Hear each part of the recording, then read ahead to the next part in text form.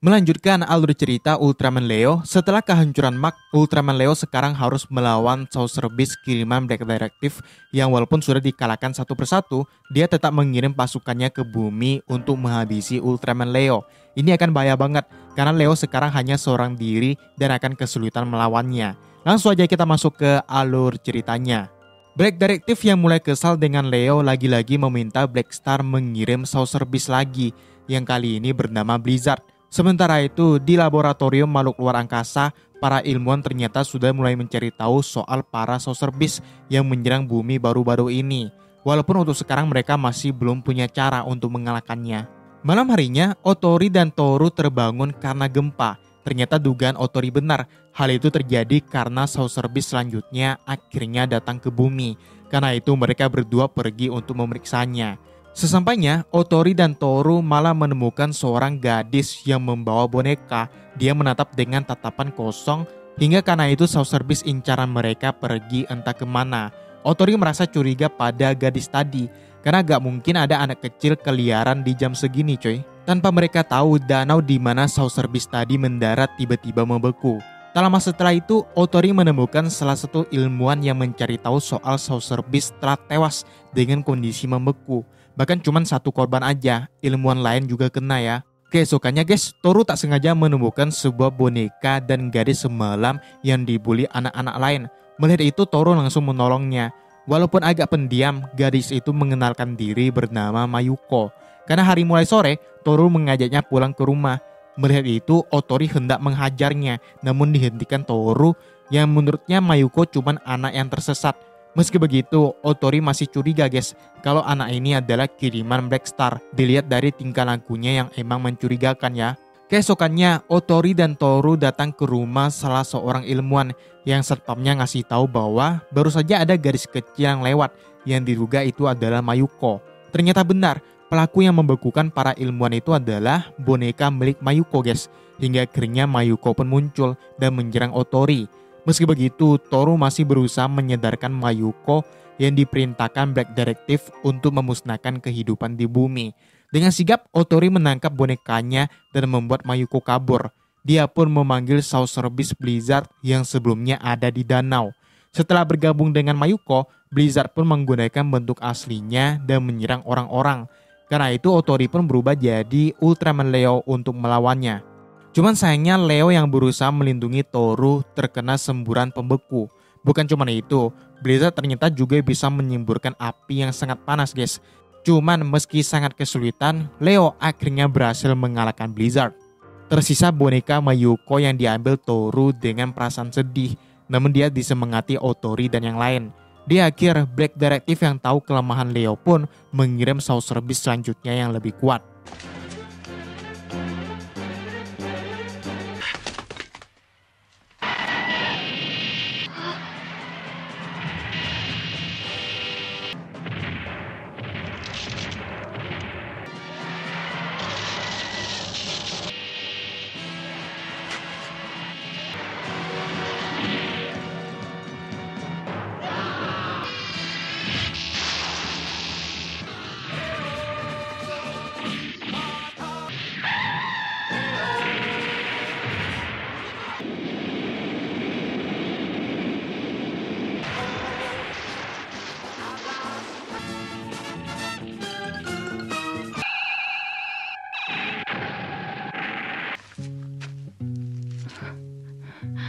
Sorcerer Beast kali ini bernama Hangler dengan bentuk mirip ikan dalam laut.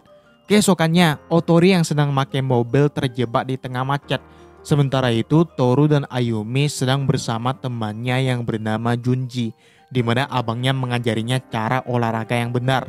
Malam harinya, Junji yang pulang dengan abangnya terkejut karena tiba-tiba ada lampu merah yang ternyata itu adalah bagian tubuh dari Hangler yang langsung menghisap mobil mereka. Junji berhasil diselamatkan guys, sedangkan abangnya terluka parah sampai-sampai harus dirawat di rumah sakit. Mereka pun melaporkan kejadian itu pada seorang polisi yang malah gak percaya. Junji juga memberitahu hal itu pada teman-teman lainnya. Ada yang percaya, ada yang enggak. Malah dibilang itu kecelakaan mobil, bukan serangan kaiju. Hingga tiba-tiba sang pemilik tanah menemui Junji. Dia marah karena adanya rumor kaiju di tempat itu. tanahnya yang rencananya mau dijual malah gak laku ya kan. Sampai teman-teman Junji pun meninggalkannya. Karena itu, Toru dan Ayumi mempertemukannya dengan Otori yang emang dia udah berulang kali menyelamatkan orang dari Saucer Beast ya. Meski begitu, Abang Junji menyuruh Otori pergi karena sekalipun dia percaya dia gak akan bisa ngapa-ngapain ya kan. Kejadian itu pun dianggap polisi sebagai kecelakaan biasa yang membuat Junpei dipecat dari profesinya sebagai sopir truk. Karena merasa bertanggung jawab, Otori pun meminta Junji ngasih tahu di mana tempat kemunculan kayu semalam. Cuman sesampainya mereka malah diusir si pemilik tanah.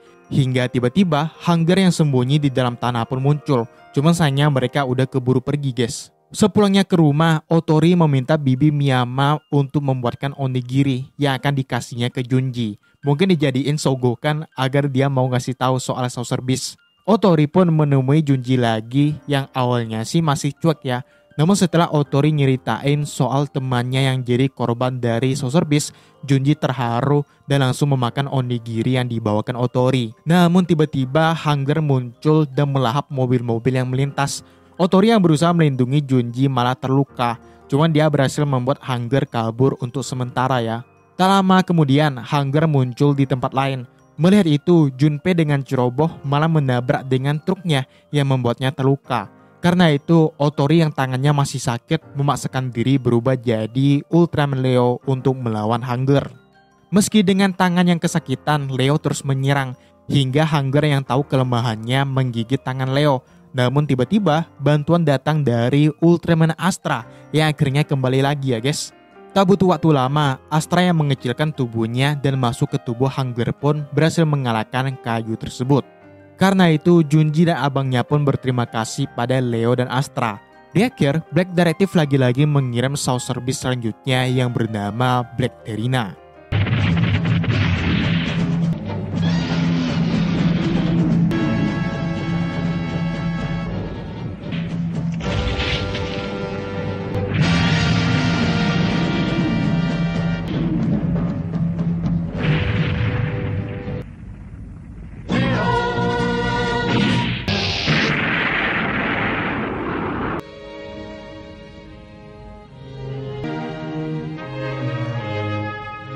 Sesampainya di bumi, Black Terina menjatuhkan banyak cangkang kerang bernama Terinakyo yang langsung diambil orang-orang karena bentuknya yang emang cantik. Cangkang itu pun menarik perhatian seorang gadis kecil bernama Mariko. Namun ternyata benda itu bisa menyerang hingga beberapa orang pun jadi korban. Toru dan Ayumi tak sengaja bertemu Mariko yang lagi ngumpulin Terinakyo yang menurutnya itu bisa membawa kebahagiaan untuk orang-orang. Malam harinya sepulang ke rumah, Mariko menemukan surat dari ibunya yang ngasih tahu bahwa malam ini dia akan lembur. Namun Mariko malah keluyuran dan nelpon Bibi Miyama yang emang seorang perawat dan ngasih tahu bahwa ibunya terluka di pabrik dan harus dibawa ke rumah sakit. Ini entah karena subtitlenya yang salah atau gimana ya. Katanya lembur tapi malah ke rumah sakit. Operasinya akhirnya berjalan dengan lancar. Karena itu Mariko ngasih Terinakyo sebagai tanda terima kasih. Hingga semakin banyak warga yang membawa kerang tersebut guys. Pada malam hari, Otori tiba-tiba diserang seseorang yang akhirnya sadar setelah Terinakyo-nya jatuh. Ternyata dia adalah dokter yang ngoperasi ibunya Mariko ya. Dan penyebab dia bisa menyerang Otori adalah Terinakyo yang digunakan Black Terina untuk mengendalikan manusia. Keesokannya Otori masih terus diserang orang-orang yang membawa kerang tersebut. Hingga ia diserang secara langsung dan membuat matanya terluka parah. Karena itu, Otori segera meminta polisi ikut membantu mengatasi Terinakyo yang udah tersebar kemana-mana ya, termasuk Ayumi yang sebelumnya juga dikasih Mariko. Saat pergi mencarinya, Otori menemukan Black Terina dan dia pun langsung berubah jadi Ultraman Leo untuk melawannya. Cuman karena matanya terluka, Leo kesulitan untuk menyerang. Sementara itu, Ayumi dan Mariko juga udah terkena efek dari Terinakyo. Dengan susah payah, Leo menyerang Black Terina dan membuat darah birunya muncrat kemana-mana. Hingga akhirnya dia pun berhasil mengalahkan kayu tersebut. Otomatis Mariko dan Ayumi yang sadar langsung membuang Terinakyo. Cuma sebagai gantinya, Otori membelikan mereka kerang sakura yang asli ya. Di akhir, Black Detective lagi-lagi mengirim Saucer Beast selanjutnya. Namun Otori akan selalu siap untuk mengalahkannya.